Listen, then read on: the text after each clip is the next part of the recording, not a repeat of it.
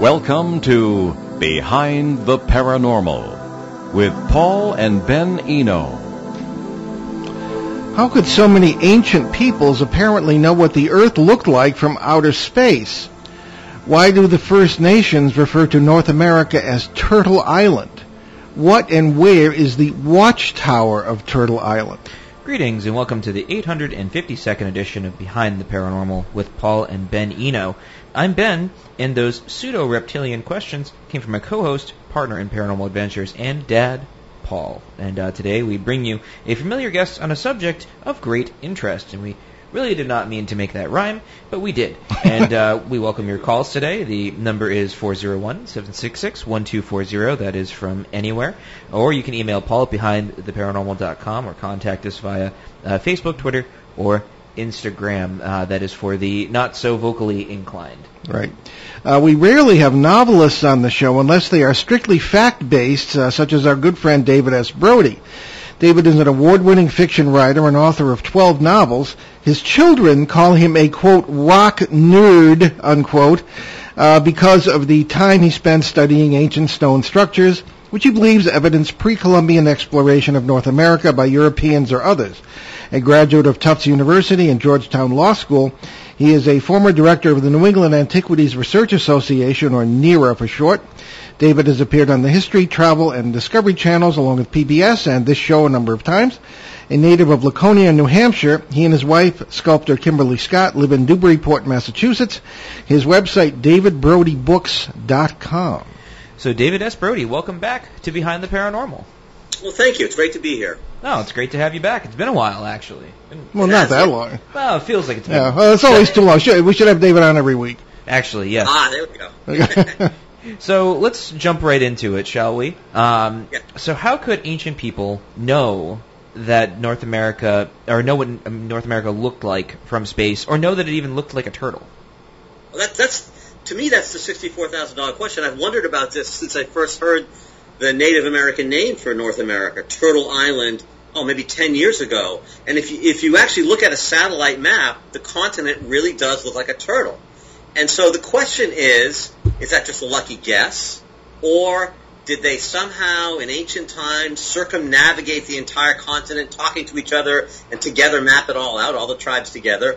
Or was there some kind of space travel of some kind where from above, people looking down could see this? So I don't know the answer to that, but the question keeps me up at night. Yeah, well, I know Ben's got another question here, but one of the things that occurred to me early on, and it was about 20 years ago, I started working on a history of Rhode Island, which was published 2009, I believe. And you forget when your own books are published if you have enough of them sometimes, you know. But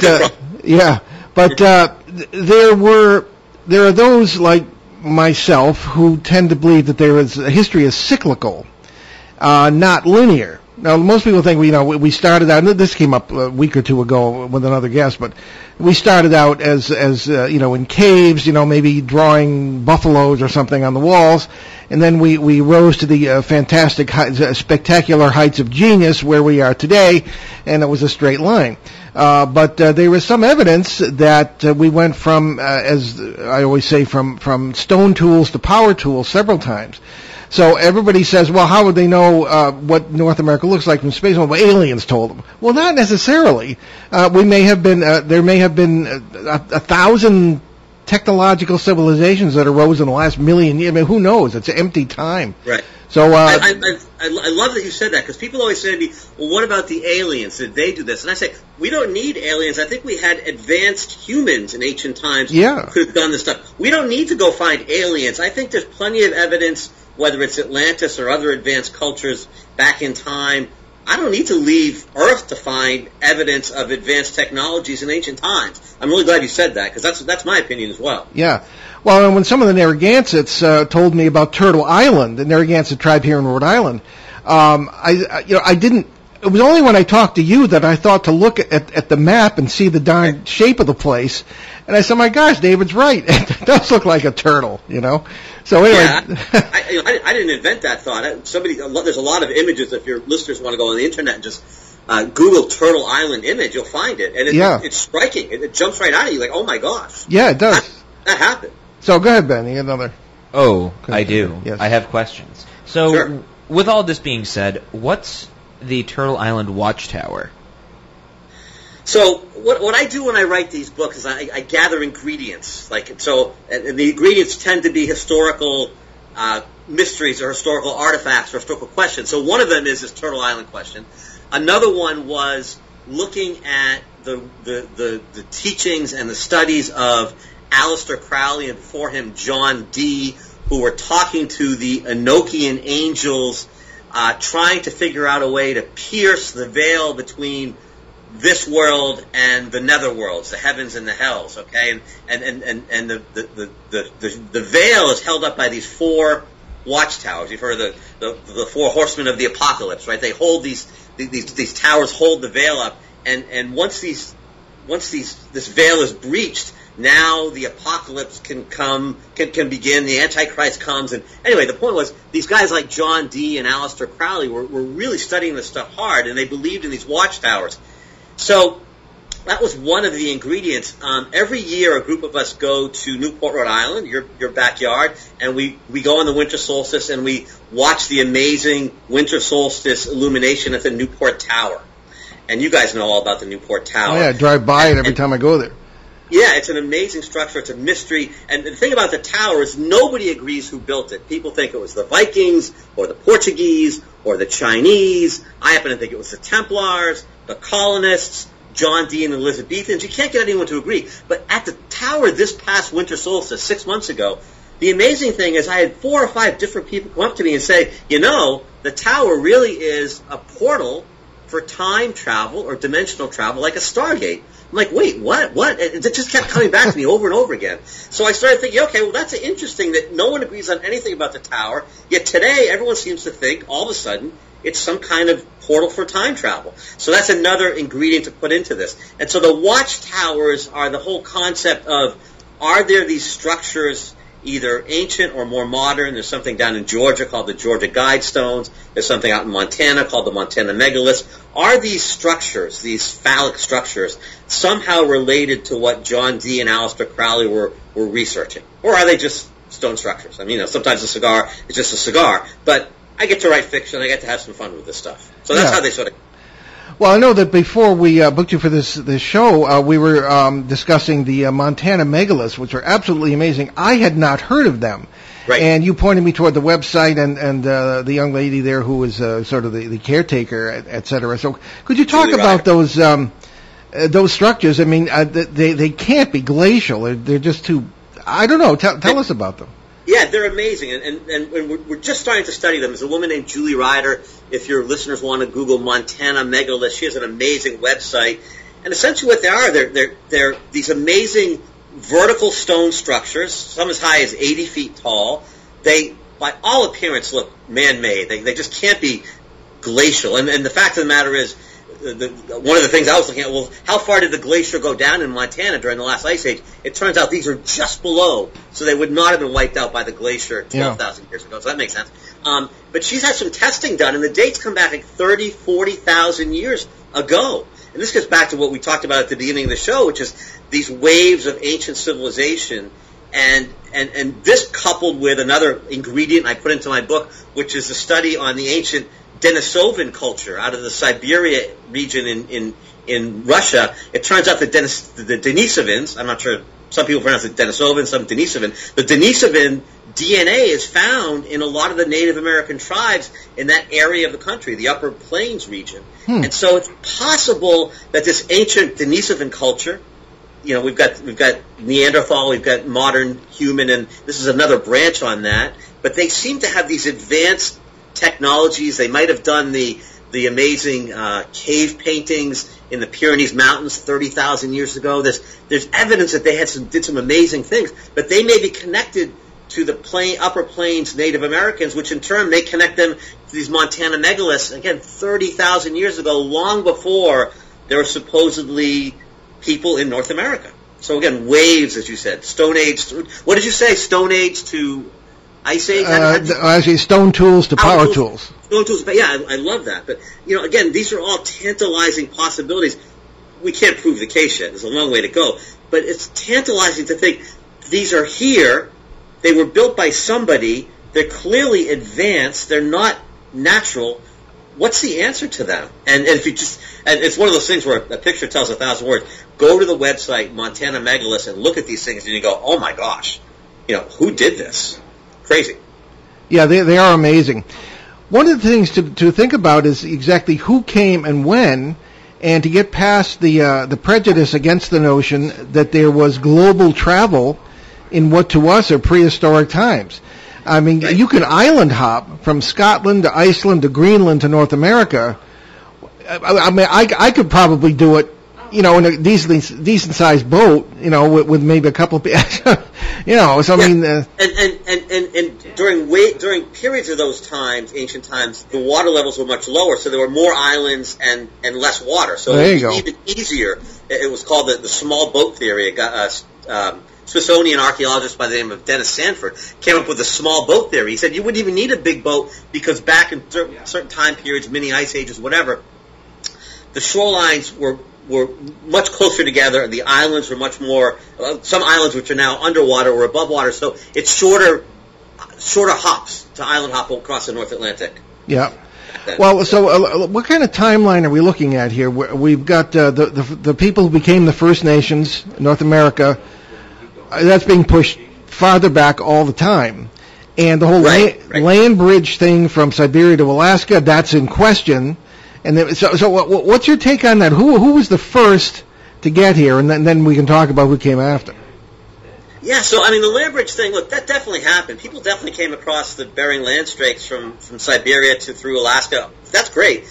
But I think there were waves of people here even earlier, some crossing the Atlantic, some maybe crossing the Pacific, down to South America. There's been finds.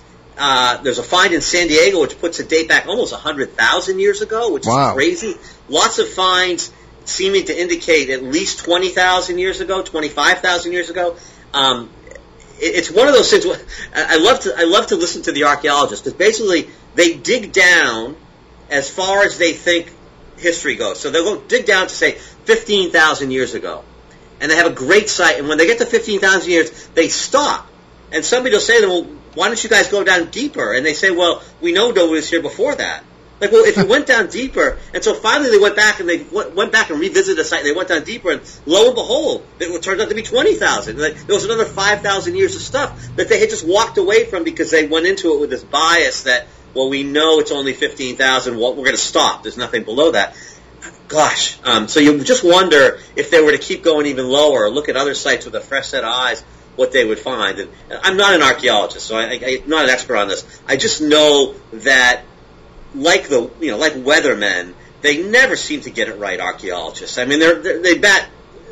The Mendoza line. If you guys are baseball fans, they hit 220. Okay, sometimes they're right, but generally they're not right. And it drives me crazy that we listen to them like they're the gospel. For a long time, we learned that civilization was 6,000 years old. The Fertile Crescent in Mesopotamia, between the Tigris and the Euphrates River. Oops! All of a sudden, we learned it's not 6,000; it's 12,000. It's Göbekli Tepe in Turkey. Yeah. We were wrong by 100%. So all of a sudden, we go from 6,000 to 12,000. It probably is further than that too. It's just we just don't know what we don't know, and the idea that the only evidence we can look at comes out of the ground, that's fine. But when you think about how little of the ground we've actually dug in, it's sort of an impossibility to get answers only from the ground. You need to do other things and ask other questions. For example, looking at the map of North America and say, okay, how did we get Turtle Island? Where did that come from? There has to be an answer to that. Or the Montana Megaliths. Who could have possibly built them? Look at DNA. Look at the structure of them themselves. They're made with some kind of composite material. They're not natural stone. It was some kind of concrete or cement type mixture that went into this. No one's quite sure what it is, but there are other ways to answer these questions other than just archaeology. Yeah. Well, we had your brother Jim Willis, correct? I'm sorry? What was that? Yeah, Jim Willis. Yeah, so we were talking with Jim Willis last week. It was last week, right? Yeah, just last week. Yeah. Well, last week we were talking with Jim Willis on the show here, and he made a really interesting point that somehow neither of us ever considered, which was you have these tenured professors who are standing up there saying the same stuff for the last 30, 40 years, and then all of a sudden new evidence appears. They're not going to recant because they've been saying the same stuff for 30, 40 years. And they're like, oh, well, that's just not true because I wrote a book about it. And, there stands to be a lot of ego in that area that kind of gets in the way of learning the truth about things, because there's evidence all over the place that world trade was a thing. Even far before, there's evidence of Egyptians traveling to Peru and doing all sorts of stuff, and nobody can figure out how or why because we can't find any evidence of it. But we know that all these artifacts just kind of popped up here in the continental, you just in North America, South America, all over the place. And it's right. They're called out of place artifacts, OOPAs, OOPA, and you're entirely right about the sort of academia and the staking the reputation on it, making a claim and staking the reputation on it, and then it's hard to back off. I know that I've said publicly many times that there's no way that the Newport Tower was built by the colonists. It's older than that. If it turns out that I'm wrong, I'm going to have an awful lot of egg on my face, and it's going to be hard for me to admit that, okay? But having said that, I don't have tenure at a major university. I'm not going to have it thrown back in my face as much as these guys are. And so, like you said, a lot of these guys, they make a statement, they stake a claim, and that's sort of it. And it becomes self-perpetuating, because now if you have an academic advisor who staked out that position and you want to do some research that maybe explores a different possibility, he or she is going to discourage that. And you're not going to get your thesis, your dissertation approved, and you're not going to get assistance on your research if you don't sort of toe the party line on what they believe the history is. And so it becomes self-perpetuating, and it's a real problem. Right, and then you end up changing history, and it's, what else do we have besides history? You can't know where you're going if you don't know where you came from. Yes, I love that one, and I also love everyone's entitled to their own opinions, but they're not entitled to their own facts. Yeah, that's a good one. And we get this a lot. Sometimes at archaeological digs, the group I belong to, New England Antiquities Research Association, we're out there sort of pushing the margins on this. We hear oftentimes unofficially from young archaeologists on digs who find things that are out of, they're anomalies, they're out of place, and basically they're told to toss them away. It doesn't fit the timeline. Get rid of that. We don't want that here. It ruins the story. And as opposed to taking the evidence and saying, well, what story does that evidence tell? We've often know the story, quote unquote, and we get rid of the evidence and we change the evidence to fit what we think the story should be. And that's incredibly frustrating, that literally artifacts are thrown away because they don't fit the timeline that the archaeologist, the head archaeologist or the head historian believes should be appropriate to this artifact, to the site. Crazy. Yeah. Now, on the issue of how we know how old things are, artifacts or otherwise, is carbon dating still the main avenue by which you tell things? And of course, you can't carbon date rocks; it has to be organic material. So, could you talk a little bit about that? Yeah, carbon dating is great. The problem with carbon dating, like you said, you can't carbon date rocks. So right away, if you got a rock carving, the Kensington Runestone's a great example. The Westford night carving, I used to live in Westford for a number of years. That was sort of how I got introduced to this. That doesn't really help you. But even carbon dating, for example, the Newport Tower, the mortar in the tower, in ancient times, mortar was made using seashells. So if you can find a piece of seashell in the mortar, you can carbon date it. Mm-hmm. The problem with that is that there are, and I'm not a scientist, but the aging process, other things intrude into the mortar and can mess up the dates. And then you also have a situation, the recent carbon dating at the Newport Tower, some of the dates came back at colonial, but that was, in my mind, likely a patch. So at some point you patch the tower when you have grout that starts to fall out. So that's a more modern piece of grout. You need to look at the oldest date, right? That's the first date. That's the original date. And those dates came back at pre-Columbian, but there was a cluster of dates that came back at colonial. People said, see, we told you. I'm like, well, hold on. That could just be a patch job. What about the oldest dates? That could be the original mortar. So anyway, carbon dating is great, but it's not as neat and not as exact as you'd like sometimes, because this is all outside in a weathering environment. The nature does crazy things. Yeah. Now, we have a mutual friend, of course, Dennis Stone, up at what was called Mystery Hill in New Hampshire and is now America's Stonehenge.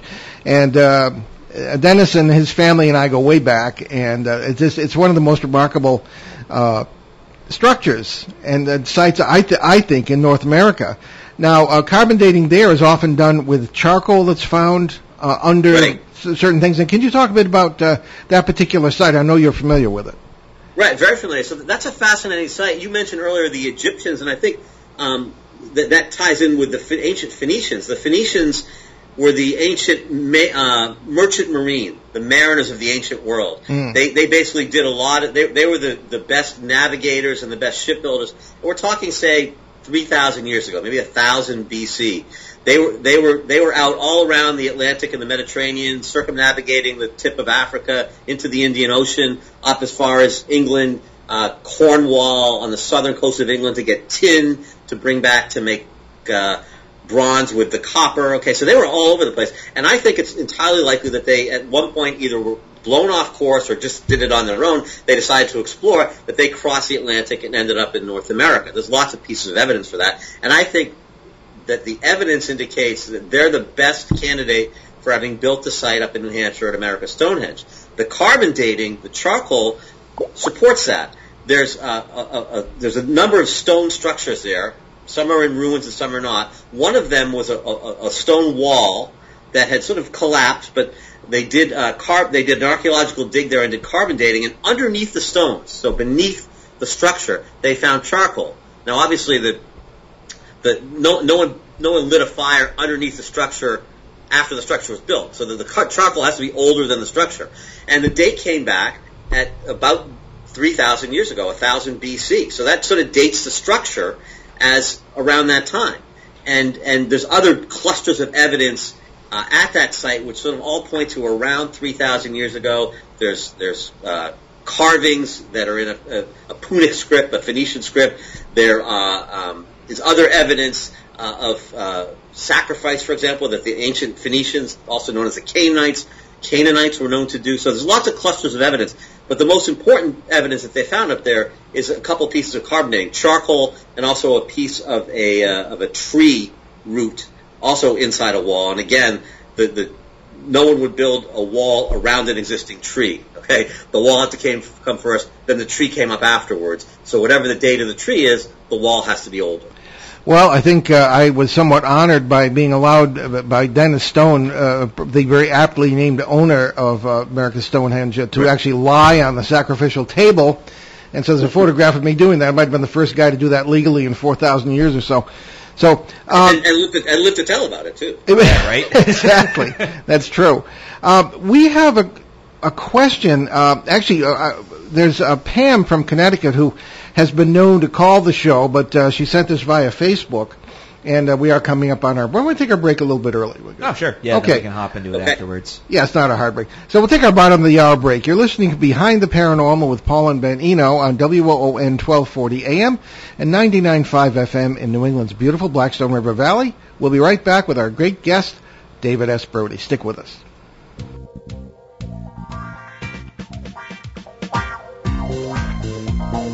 The night is alive. Join us and take a walk on the weird side when you tune in to The Kingdom of Nye, hosted by Heather Wade, the finest in late night talk. Listen live free weeknights starting at 9 p.m. Pacific Time at thekingdomofnye.com, talkstreamlive.com, and the Paranormal Radio app. Wanna take a ride? Local and live at 99.5 FM. And we're back with Behind the Paranormal on WOON 1240 AM and 99.5 FM. Also on TuneIn.com and the Paranormal Radio app from TalkStream.com, carrying us live every week. So, David, we have a question from Pam from Connecticut, and I'm going to assume she's not going to call in, so I'll just give you this. Okay. This is a quote. Why don't you read this? Oh, sure thing. Yes. Okie dokie. Oh, crap. I lost it. Oh, I found it. Okie dokie. No, I'm good. So Pam writes to us.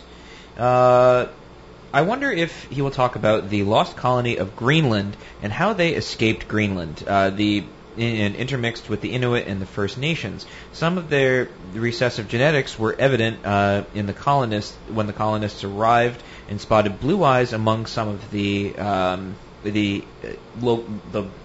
First Nations. Right. They left Greenland because the church was strong-arming them for tithing money, so they went west. That's a kind of extreme way to get out of the collection basket. Yeah, right? Yeah. Yes, well, so you're talking, the Greenland colony seemed to disappear in the early 1300s, and to me that makes perfect sense. I mean, we know that Leif Erikson came from Greenland to what he called Vinland, Vinland of the West, sometime in the early parts of the 11th century, the years 1002 to 1008.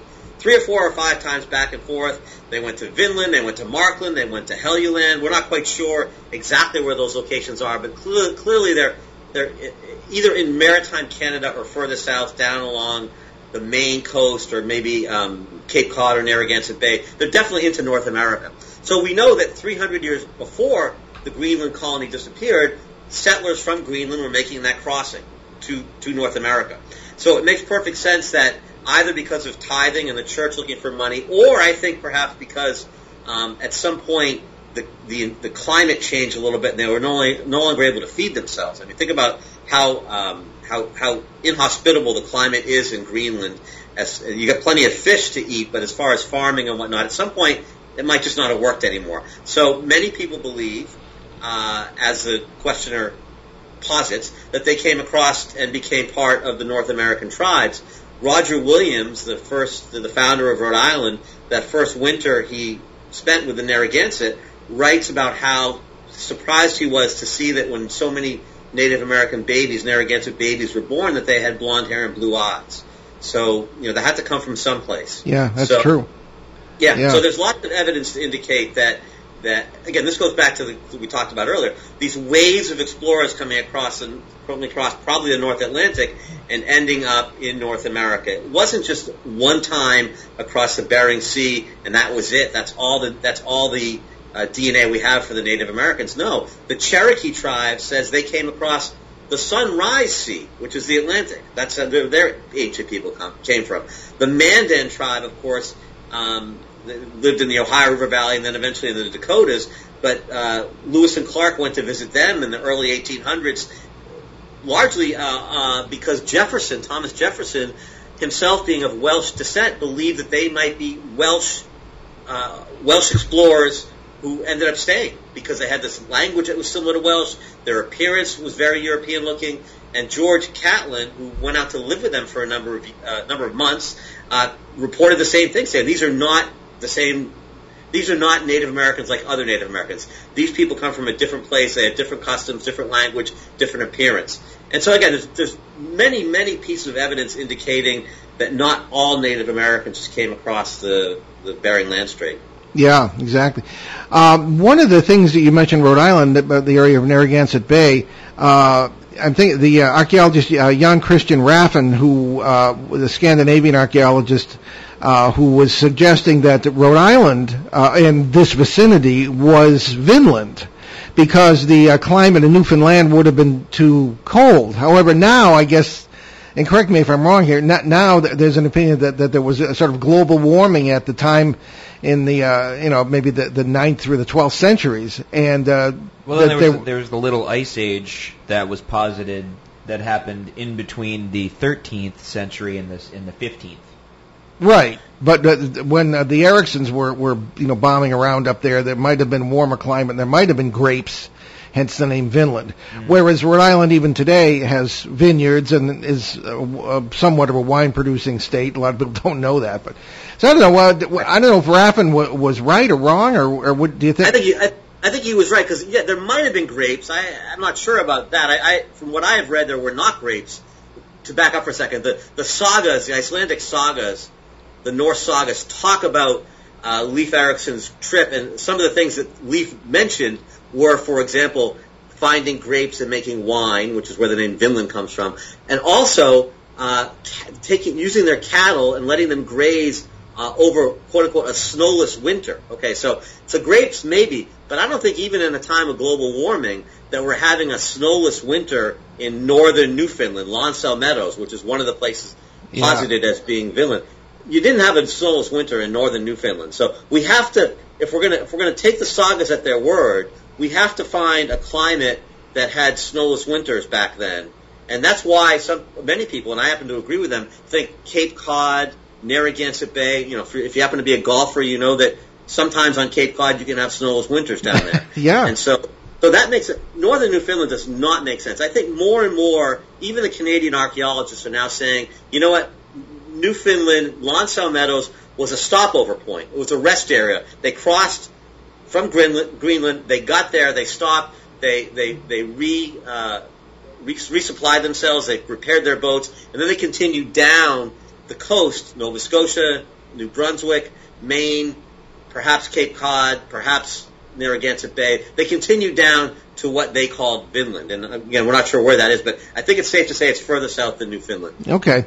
Well, Jonathan's, I should say Ben's older brother, Jonathan, the one whose birthday we're celebrating today, made two major archaeological discoveries at the age of 4. I should say rediscoveries. Okay, we were out looking for the Arnold Point Cupstone in Narragansett Bay. Yes. And that had been moved apparently by the hurricane of 1938. And I wasn't aware that anybody knew where it was because I wanted to take pictures of it for my book. And he found it. And it's got a lot of strange. It's right near an old coal, what had been a coal mine, and supposedly coal found in fires in Greenland, Viking sites, had come from that coal mine. All right, because it's rather unique. So that was one thing, and then there was the Mount Hope Rock, very imaginatively named, over by the other part of Narragansett Bay, near so-called Mount Hope, which is actually just a hill, and it was the carvings of Viking ships. It looked like to us Viking ships, and I'd never been able to find it. He found it, and carvings on the rock, because you don't know whether some drunk in the 1920s did it or anything. But I don't think you'd have the right kind of tools. It looked like it was pecked in, as we would say, that sort of thing. So maybe that's further evidence. But I think we have another question here from our good friend Peter in Bogota, Colombia, yes, who writes in a lot of shows, and this has nothing to do with turtles, but he wants to know about your creative process. Indeed, and so Peter writes to us, what is your creative process in the beginning to write your fiction books? Some writers use index cards to start with a title. What are your methods and techniques?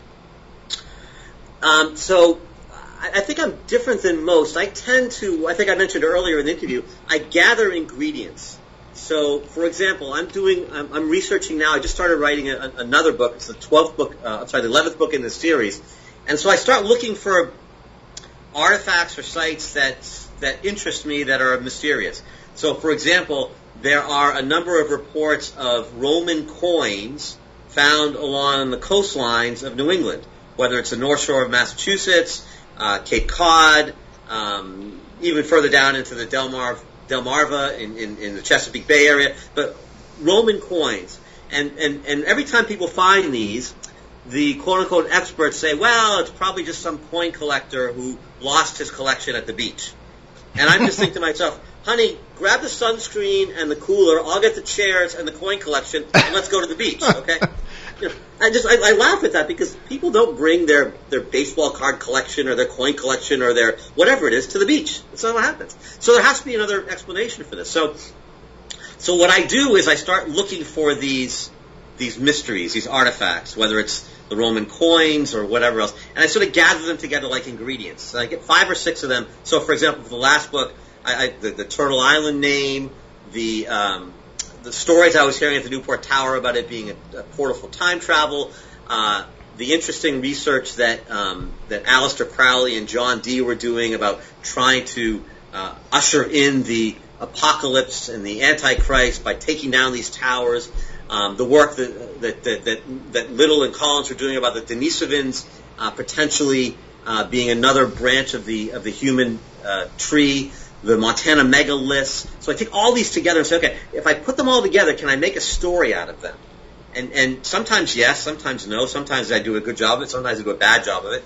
It's never perfect. But I gather them all together, and then basically I take my characters. I have the same general set of characters for every book, and I let them go, like I would do. I go out and I go take a look at these. Okay, Cameron, who's my main character, go drive out and take a look at these Montana Megaliths. Okay, go look at them. What do you think? And that's sort of how the story starts. So what I do first is gather ingredients, let the characters take a look at them, and then let the characters run with the story. I don't script it out. I don't plan it out. It's really an organic thing where the characters chase the story much like an investigative reporter would, and then, of course, you got to add a bad guy and a mystery and a couple twists, and hopefully it comes out in the end. Okay. Now, we've given a lot of background here, a lot of different peoples and times and methods. Where do the Templars, first of all, who were the Templars, and the Knights Templar, and where do they come into this? Right. So I call my series the Templars in America series because basically that's what I focus on. I think when we're talking about things like the Newport Tower and the Westford Night Carving and the Kensington Rootstone and many of these sites that sort of are in the medieval time period, that I think it's the Knights Templar who came over here. They had the technology, they had the motivation, they had the means. They were fleeing from the church, so they had the desperation. They, for about 200 years, were probably the most powerful force in Christendom, so they obviously, again, had the means to do so. And the artifacts all, in many ways, tie back to the Templars. The Templars were formed in the early parts of the 12th century as sort of the army of the church, originally to protect pilgrims going back and forth from Europe to Jerusalem. But more to the point, they were used by Christian monarchs and the church in the Crusades to try to take the Holy Land back from the infidels, back from the Muslims. And because of that, they were given lots of land from wealthy landowners. They were given preferential tax treatment. They became incredibly wealthy and incredibly powerful. I think the problem was during their time in the Middle East, they became exposed to many teachings of other cultures. They became exposed to many documents and writings that revealed the truth of early Christianity. And I think those two things caused them to clash with the orthodoxy of the medieval church. And at some point, the church said, we can't have this powerful army questioning our orthodoxy. And when they had the chance to put them down in 1307 with the assistance of the French king, they did so.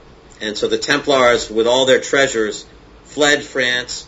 No one's quite sure where they went, and I happen to think they eventually made their way with their treasures to North America to try to, as a safe haven type thing. Would Oak Island enter into this at all? We've had Matty Blake on and talked about that, so that is a possibility. Right, very much. One of the leading theories about Oak Island is that it's the Templar treasure. And if you think about a group sailing across from Scotland, which is the Templars fled France, many of them ended up in Scotland at that time right away because for various political reasons, Robert the Bruce, who controlled Scotland, had been excommunicated, so he was happy to give them safe haven from the church. And from Scotland, they would have reconstituted themselves, gathered themselves, and then continued on to North America. But if you look at a sailing ship coming from Scotland across the Atlantic, one of the first places you'd hit would be Nova Scotia. It makes perfect sense as a landing spot for a group coming across. Nova Scotia, New Scotland. Okay, so it just makes sense. And there's a lot of other Templar-related artifacts in that area. So they had treasure. It made sense they would have left it here, buried it here. It also makes sense that they would have made an alliance with the Native American tribes in the area to perhaps serve as caretakers and custodians of that treasure. All of that makes sense. The Native Americans in Nova Scotia confirm that. The Native Americans here in New England confirm that. We've had a Wampanoag tribal chief say, the story of the Templars coming here, building the Newport Tower and carving the Westford Knight, and that's all part of our oral history. We agree with that. I mean, to get the Native Americans actually on board with that was a big thing. So the evidence is pretty overwhelming, supporting the idea that the Templars came here. We're talking in the late 1300s, 100 years before Columbus. I think it's interesting. I sort of unintentionally did a lot of research on the Templars. While I work and I have to do some mundane task, I'll listen to like history podcasts and stuff like that, and do a little research on my own. They sort of get under your skin, don't they? Like they're hard. You become addicted to those guys. So, yeah. Right? Yeah. So it's really interesting stuff. And at first, I kind of thought the whole Oak Island thing. I was like, it's dumb. That's just some old prospector, grizzled, just playing tricks on people. And then the more I did research, you listen to some and look at some of the structures that the Templars built in the Middle East. Some of them are still standing today, and they look in pristine condition. They were amazing architects, and they had all these brilliant minds that joined their order, for the Crusades and whatnot. They even created the world's first sort of ATM, right? Right. And they had all these traveler's checks. Yeah, traveler's checks. Yeah, exactly. They created traveler's checks, and the more I thought about it, I was like, I wouldn't put it past them. They were some of the world's most brilliant engineers at the time. Saladin even looked at some of the structures and was like, I'm not even going to touch that. And pretty much anybody that went up against them, they were like, these guys they're smart. They were really smart. And so I wouldn't be surprised if that was them. They knew what they were doing. They weren't dumb. You don't survive inquisitions by being stupid. Right? No. Right. I mean, these were very, as you said, successful people. Generally, what would happen was noblemen would marry and have families, and then, in their 30s and 40s, which is, not old age by our standards, but getting there for them, they would then join the order. At that point, they would renounce their families, or they would have to take a vow of celibacy or whatever. But then, in later life, they would then join the order and hopefully save their soul once that their inheritance had been established. But tying the Templars back to Oak Island, they spent time in the Middle East. They definitely spent time in Egypt and would have seen the pyramids. The flood tunnel system that we have at Oak Island, which is sort of the booby trap system that's in place to keep people from digging there, is very similar to a booby trap flood system tunnel at the pyramids. So if the Templars were there, that might have been where they got the idea. And Crusaders then love stealing secrets. Yeah, more to the point, it's hard to believe that pirates, who also may have buried their treasure there, would have had the engineering skill to do something like a flood tunnel. Pirates were typically not educated as opposed to Templars who were. So you got to look at, again, this goes back to, you got to look at all the pieces of evidence, and whatever evidence there is on your table, the story you tell has to encompass and incorporate all those pieces of evidence. My training's as a lawyer, and our evidence professor used to say, you can't just take some evidence and throw it out and tell your story. It means you have the wrong story. Mm-hmm. And then also, later on, when new evidence comes in, it better fit your story, otherwise you don't have the right story. And one of the things that we found, I've been doing this for 12 years now, is that new evidence comes in, and we find that it tells the same story we thought. It tells us we're on the same track. Mm. So, for example, one of the things I talk about in this book, Watchtower's Turtle Island, is this map, this Mercator map from 1569, which has a European settlement upriver from exactly latitude, longitude where Narragansett Bay is. So it's 1569. There's some kind of European settlement called Norumbega. What is that? It may not be the tower itself, but it's evidence of some European settlement. 1569 is before the Pilgrims, obviously. It's before Jamestown. It's before even Roanoke. So you've got this map, Mercator, the most famous map maker we have. The latitude and longitude are spot on. It's clearly a European settlement. What is it? There's a memory there, some kind of European presence in Narragansett Bay in 1569. You gotta tell me a story about that map that makes sense. Otherwise, I don't believe your story. Yeah. Well, let's take a moment now, David, to just tell people about your website, your books, where they can find out more. Sure. So, DavidBrodyBooks.com, B-R-O-D-Y. I've got, there's now 10 books in the series, as I said, the Templars in America.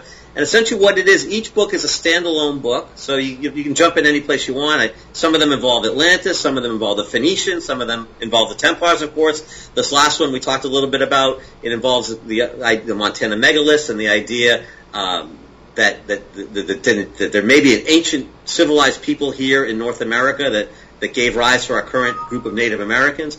But the Templars touch on all of these, and I like the way I like to read. I like to read historical fiction that both entertains and educates me, and so that's why I try to write. Yep. So I try to include a lot of history with the mystery.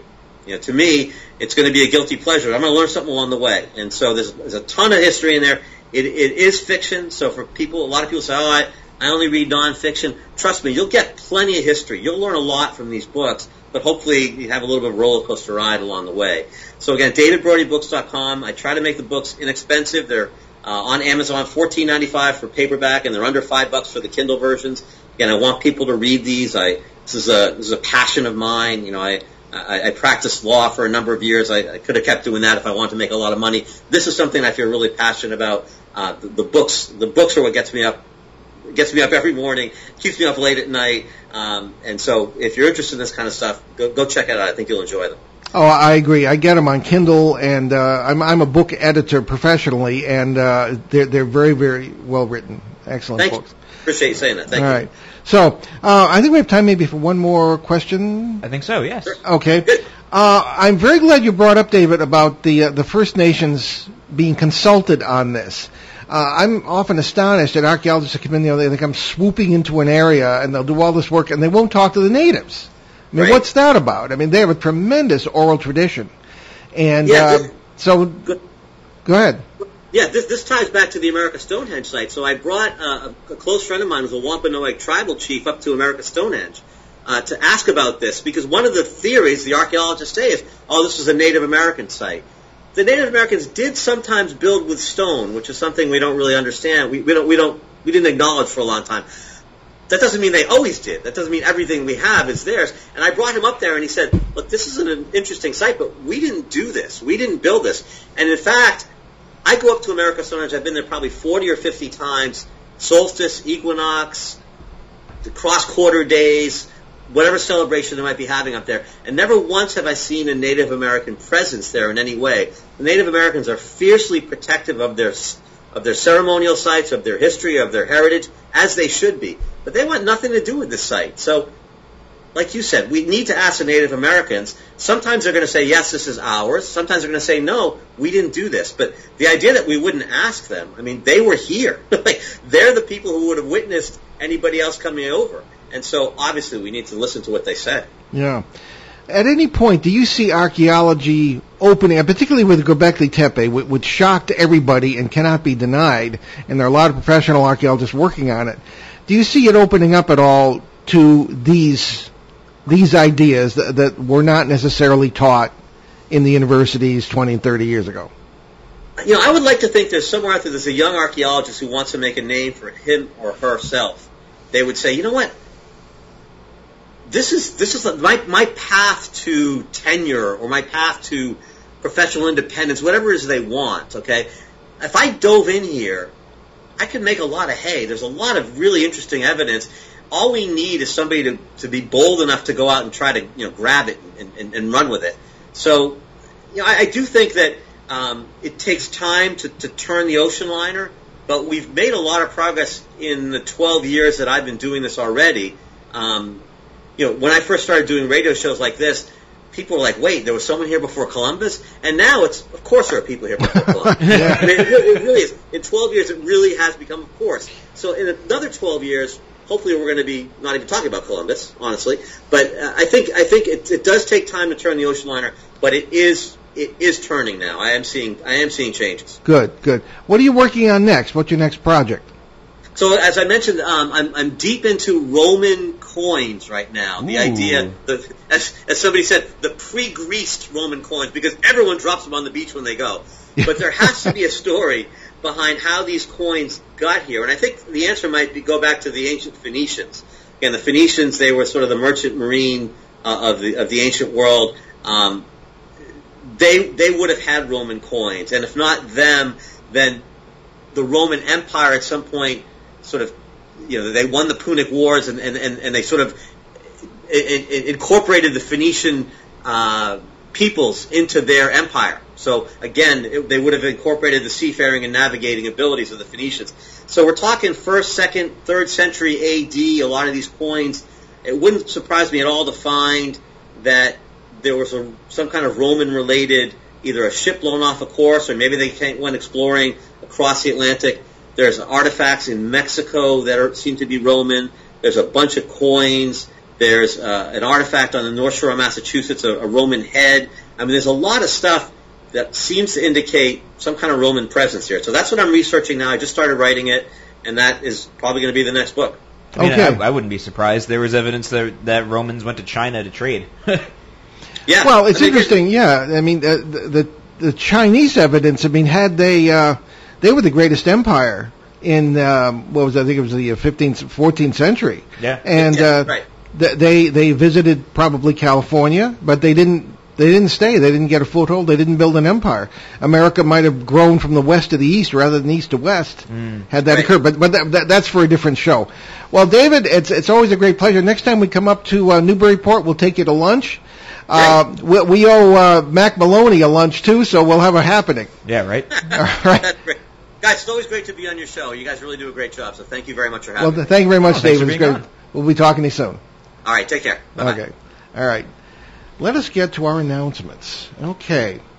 Now, here's something you don't see every day. Next Saturday, July 18th, is the first online conference we've ever promoted on the show that I can remember. It's the Contact and Consciousness Online Summit organized by Kathleen Marden, a renowned UFO researcher and author, and one of our distinguished guest co-hosts on this show. Along with Kathy, speakers will include our good friend, experiencer Denise Stoner, Dr. Melanie Barton, and Kevin Briggs. It's $20 for the 5-hour conference, and I'm going to be there as a participant. It'll be kind of a relief not to have to say anything, because usually we're not in the audience. But anyway, find out more and register at Kathleen-Marden, M-A-R-D-E-N, Kathleen-Marden.com. And while the 2020 Exeter UFO Festival on Labor Day weekend has been canceled, we have high hopes that we can be back at the Greater New England UFO Conference in Leominster, Massachusetts on Columbus Day weekend. My dad is scheduled to be the keynote speaker to mark his 50-year work anniversary in paranormal research, and there are plans for an online conference if it can't be held at the usual physical venue. That's a story of my life. It was a 50-year anniversary or something, and I can't, everything, the whole world shuts down. Hey, it's at least it's memorable. That's true. Anyway, check out our books along with those of our other co-hosts at our show website, BehindTheParanormal.com, where you can also find more about the show, our many cases over the years, our public appearances, and how to book us, along with some of our 850, or almost more than that now, recorded shows.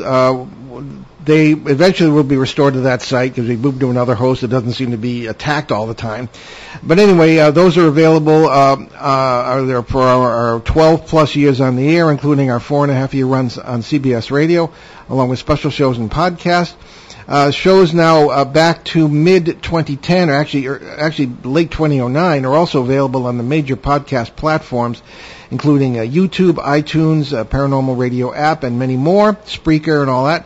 And soon we plan to have all shows back to 2008 uploaded to these, so that'll be a lot of shows. Oh, yeah. Probably almost 900. You got a lot of time on your hands. That's it. It's a great investment of your time. So tell me about our charities, Ben.